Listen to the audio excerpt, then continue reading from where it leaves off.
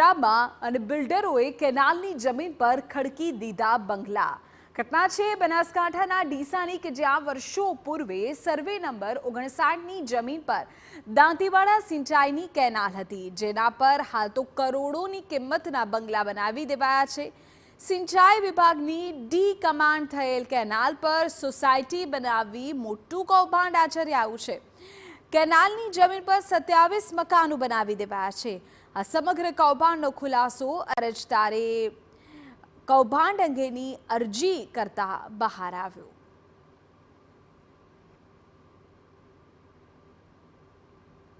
સોસાયટીમાં મારું મકાન આવેલ છે કેનાલ બાજુના ભાગની અંદર, તો આજુબાજુના અરજદારે કોઈ લેન્ડ ગ્રેબિંગ સંબંધીની અરજી આપી છે, એ સંબંધીનો અમે જવાબ રજૂ કરેલ છે અને એ અનુસંધાને DILR દ્વારા અરજદારને પણ જણાવવા આવેલ છે અને અમને પણ જણાવવા આવેલ છે કે ભાઈ આખા સર્વે નંબરની તમારે માપણી કરવી અને જે કંઈ હકીકત હશે એ બહાર આવી જશે।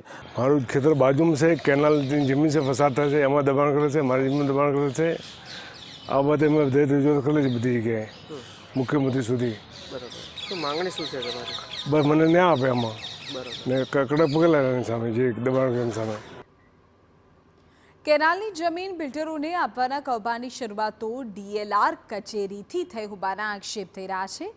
કચેરી દ્વારા સર્વે અને માપણી કરી ખોટા નકશા બેસાડી દેવાનું સામે આવ્યું છે। DLR કચેરીએ ખોટી માપણી સીટ બનાવી ખેડૂતની જમીન પર બિલ્ડરોએ દબાણ કર્યું હોવાના આક્ષેપ સાથે કલેક્ટરથી લઈ મુખ્યમંત્રી સુધી અરજદાર દ્વારા અવારનવાર રજૂઆતો કરવામાં આવી હતી, છતાં પાલિકા દ્વારા ગંભીરતા ન સમજવામાં આવી।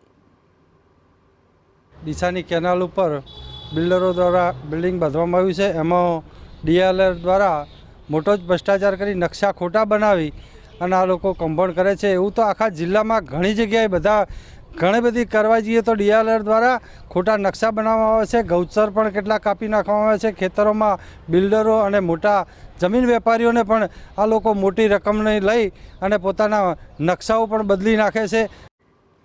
અરજદારે કલેક્ટરથી મુખ્યમંત્રી સુધી રજૂઆત કરતા મોડે પણ આખરે ડીસા પાલિકાએ બાંધકામ પર રોક લગાવવા નોટિસ ફટકારી। હવે જોવું એ રહ્યું કે અરજદારને ન્યાય મળે છે કે નહીં। ડીસામાં દાંતીવાડા કેનાલની જમીન પર કરોડોના બંગલા બની ગયા છે। વર્ષો અગાઉ સર્વે નંબર 59 હતો, જે DLR કચેરી દ્વારા ખોટી સીટો અને ખોટી માપણી કરી અને જે કેનાલની સાયફન હતી તેની જગ્યાએ ખેતરની જમીનની સીટ બેસાડી દીધી અને બિલ્ડરો સાથે મળી અને લાખોનો કારોબાર કર્યો। સૌથી મહત્ત્વનો રોલ DLR કચેરીનો છે, ત્યારબાદ ડીસા નગરપાલિકાનો રોલ આવે છે કે તેને બાંધકામની મંજૂરી આપી। જો કે સિંચાઈ વિભાગે પણ આ મામલે હાથ અદ્ધર કર્યા છે અને સિંચાઈ વિભાગનું કહેવું છે કે તેની પાસે કેનાલના નકશા અથવા તો કોઈ દફતર નથી। જો કે અત્યારે પરિસ્થિતિ એ છે કે અરજદારે અરજી કરતાં આ ત્રણેય વિભાગોમાં હડકંપ મચી ગયો છે અને કરોડોનો ભ્રષ્ટાચાર બહાર આવતા ત્રણેય વિભાગોમાંથી એક પણ વિભાગ બોલવા તૈયાર નથી। અતુલ ત્રિવેદી,